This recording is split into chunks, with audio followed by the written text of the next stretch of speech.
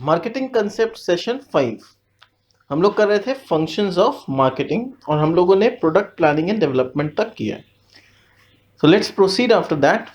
Point number 7, standardization and grading. Standardization refers to the process of setting up basic measures or standards to which the products must conform or taking steps to ensure that the goods actually produced adhere to these standards. यानी standardisation का simple सा मतलब क्या है? ये एक process है जिसमें हम एक बेसिक मेजर या स्टैंडर्ड सेटअप करते हैं जिसको कि प्रोडक्ट्स को ओवरकम करना होता है, यानी उस स्टैंडर्ड्स को मैच करना पड़ता है, कंफर्म करना पड़ता है, and taking steps to ensure that the goods actually produced adhere to this standards. यानी और कोई भी गुड्स को मिनिमम उस स्टैंडर्ड को मैच करना ही पड़ेगा, तभी वो मार्केट में सेल होने लायक रहेगा. तो इससे कहीं ना कहीं हम लोग एक कंज्यूमर को सिक्योरिटी प्रोवाइड कर रहे हैं कि आपको जो प्रोडक्ट मार्केट में दिया जा रहा है वो एक बेसिक स्टैंडर्ड्स को पूरा करता है और आपको इस प्रोडक्ट्स को यूज करके किसी भी तरह का नुकसान नहीं होगा या कोई हार्म नहीं होगा. According to Tousley Clark, standardization is the general term which includes the establishment of standards of the product, the inspection of the products in order to determine the standard to which they conform, and where necessary, the sorting of products into lots of conforming or established standards. यानी इनके definition के हिसाब से जब हम लोग standardisation बोलते हैं उसमें 3 स्टेप इन्वॉल्व है. क्या? पहले एक स्टैंडर्ड को इस्टेब्लिश करेंगे, फिर प्रोडक्ट को इंस्पेक्ट करेंगे कि प्रोडक्ट वो स्टैंडर्ड्स को कंफर्म कर रहा है कि नहीं, और अगर ज़रूरत पड़ा तो प्रोडक्ट में किसी भी तरह का चेंजेस लाएंगे ताकि वो प्रोडक्ट उस स्टैंडर्ड को मैच कर सके. Standards reflect desirable features of a product in terms of design, weight, colour etcetera. यानी स्टैंडर्डाइजेशन या स्टैंडर्ड्स का मतलब ये होता है कि प्रोडक्ट में वो डिज़ायरेबल फीचर्स होने चाहिए, डिज़ाइन, वेट, ये सब, जिससे कि कंज्यूमर को यूज़ करने में आसानी हो और फ़ायदा हो. Standardization means that goods are of specific and uniform quality. और स्टैंडर्डाइजेशन का मतलब है कि गुड्स जो है एक स्पेसिफिक क्वालिटी को मैच करता है, जिससे कि कंज्यूमर को एक सिक्योरिटी मिलता है कि it won't be below standard.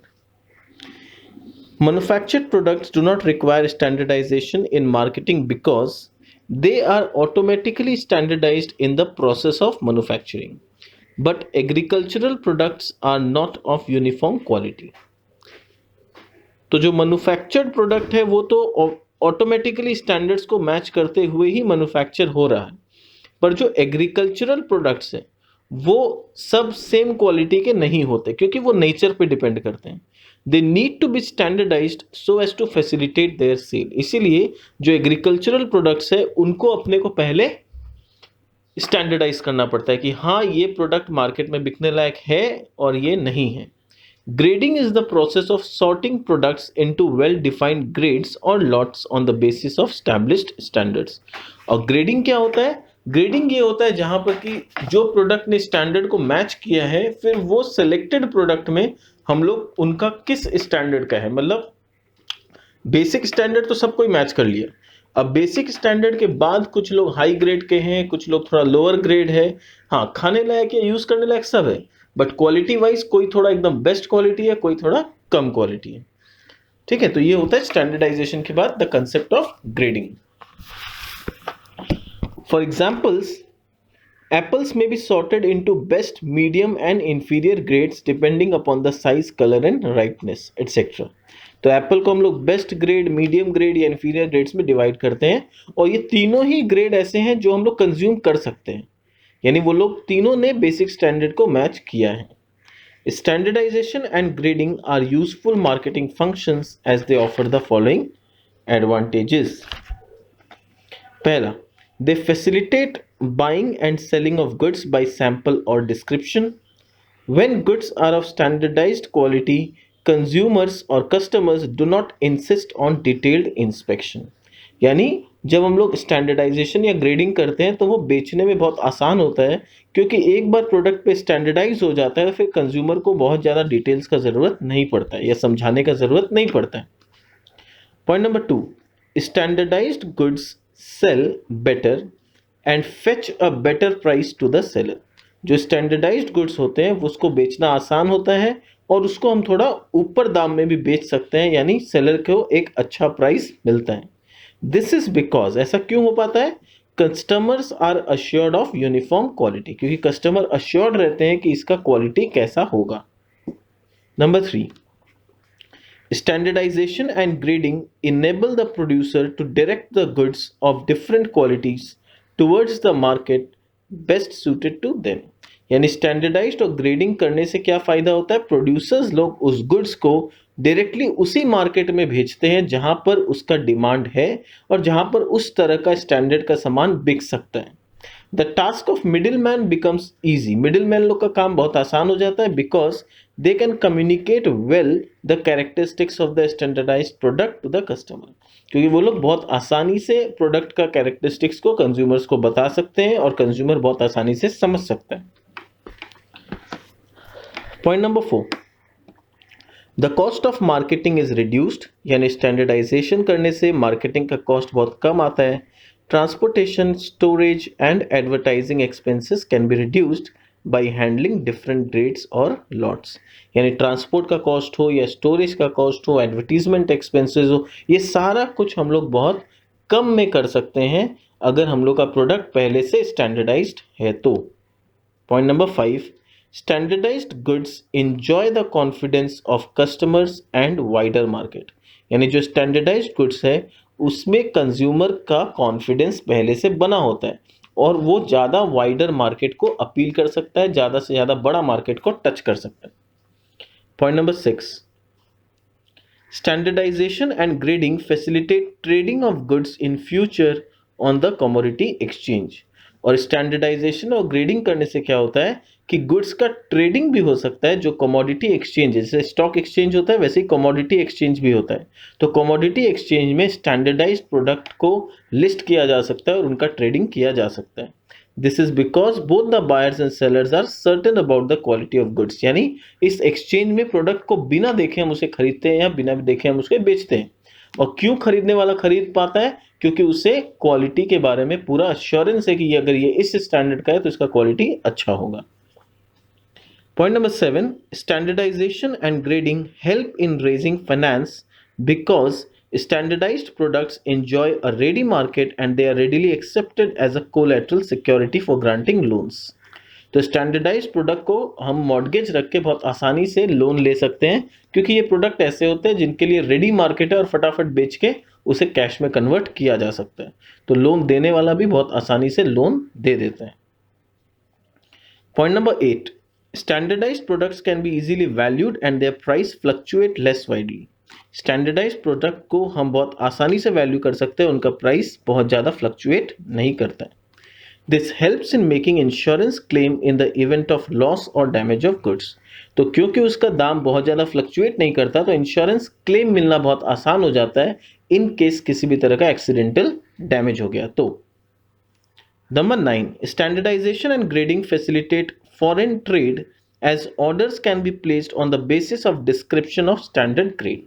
और फॉरेन ट्रेड में बहुत मदद मिलता है क्योंकि हम सिर्फ स्टैंडर्ड बताते हैं और ग्रेड बताते हैं और सामने वाला उस स्टैंडर्ड को समझ के ऑर्डर दे देता है।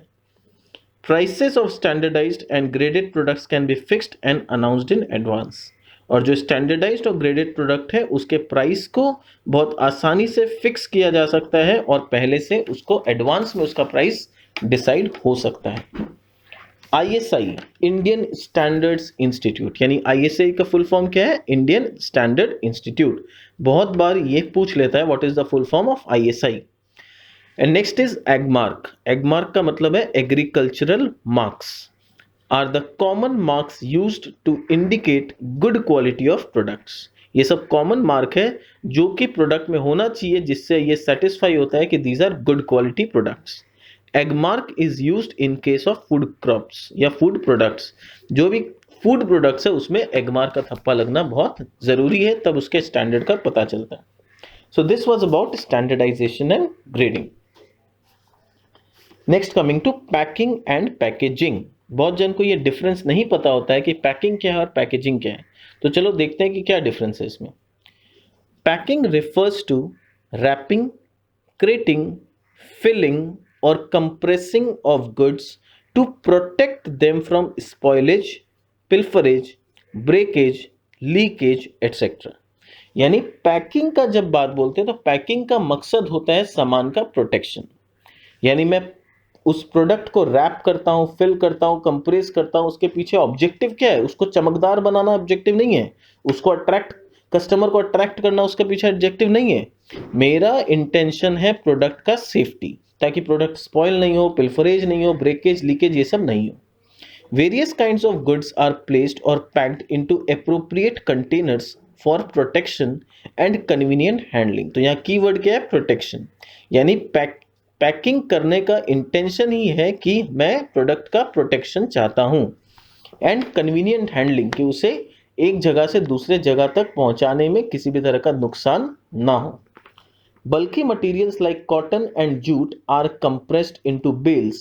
यानी कॉटन और जूट जैसा बल्कि मटेरियल्स को बेल्स में कन्वर्ट करके पैक किया जाता है। Liquid materials like oil and wine are put into bottles, barrels and Keynes.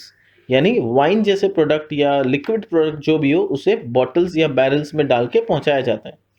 Heavy goods are crated and fragile products are placed in boxes. तो heavy goods जो होते हैं और जो फ्रेजाइल प्रोडक्ट होते हैं, जिनका टूटने का डर होता है, जैसे कांच का कोई सामान हो गया, इन लोग को हम बॉक्सेस में पैक करते हैं, टिन्स में पैक करते हैं, या इनके लिए कुछ स्पेशल कंटेनर्स लिया जाता है।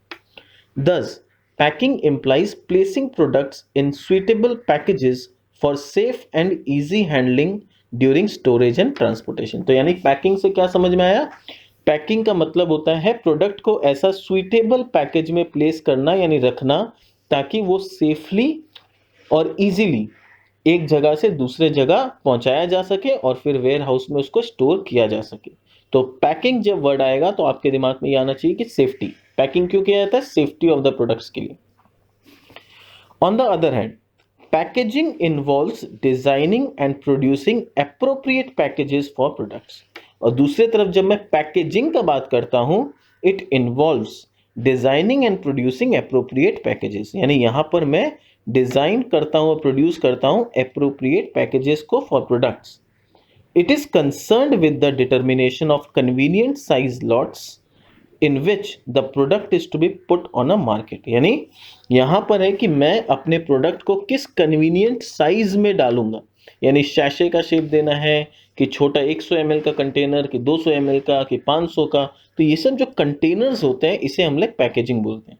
इट इज कंसर्न विद, देखो क्या लिखा है, it is concern with determination of convenient size lots in which the product is to be put on a market। यानी ऐसा लॉट में पुट करना है अपने प्रोडक्ट को जिसको डायरेक्ट मार्केट में बेचा जा सके। And the creation of proper packages for different lots and sizes. The package in case is a case, container, wrapper और other respectable used in packing products. A good package should be convenient, protective, economical and attractive. तो एक अच्छा package होने के लिए उसे convenient होना चाहिए, प्रोटेक्टिव होना चाहिए, इकोनॉमिकल यानी सस्ता होना चाहिए, एंड सबसे इंपॉर्टेंट अट्रैक्टिव होना चाहिए। तो अट्रैक्टिव क्यों? क्योंकि उसे प्रोडक्ट को मार्केट में बेचना है। तो जब मैं पैकिंग बोलता हूं तो कीवर्ड इज सेफ्टी, और जब मैं पैकेजिंग बोलता हूं तो कीवर्ड इज अट्रैक्शन। ठीक है। Good packing increases the durability of the product and helps to attract the attention of customers।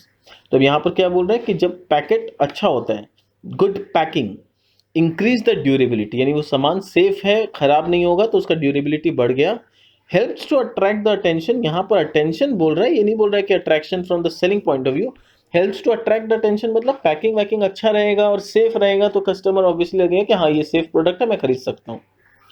Secondly, packaging can be used to give information about the uses and benefits of the product। और packaging क्या होता है? वो product के uses के बारे में और उसको कैसे बेनिफिट देगा वो कस्टमर को, ये सब चीज का इंफॉर्मेशन पैकेजिंग से मिल जाता है। Thirdly, packing facilitates branding of a product. Packing से क्या होता है? प्रोडक्ट का ब्रांडिंग होता है। The brand name and trademark can be printed on the package. यानी हम लोग पैकेज में जनरली देखते हैं कि प्रोडक्ट का ब्रांड नेम, उसका ट्रेडमार्क, उनका लोगो, ये सब कुछ लगा होता है। Fourthly, package serves as a means of self advertising. यानी पैकेज जो है वो अपने आप में एडवर्टाइजिंग का काम करता है। The package advertising copy last as long as the product is used in its packaged form. यानी पैकेज के थ्रू जो एडवर्टीजमेंट हो रहा है वो तब तक लास्ट करता है जब तक वो प्रोडक्ट कंज्यूमर यूज कर रहा है पैकेज्ड फॉर्म में। एक बार वो पैकेज से हटा के अगर कोई कंटेनर में डाल दिया तो अलग बात है, वरना वो यूज होता रहता है और एडवर्टीजमेंट होता रहता है। द यूजर रीड्स और observes the message on the label. और एज ए यूजर हम लोग जो भी सामान खरीदते हैं तो लेबल में कुछ लिखा रहता है, उसका एक्सपायरी डेट हो, उसका एमआरपी हो, हम लोग ये सब जनरली रीड करते हैं। तो ये क्या है, ये पैकेजिंग का देन है।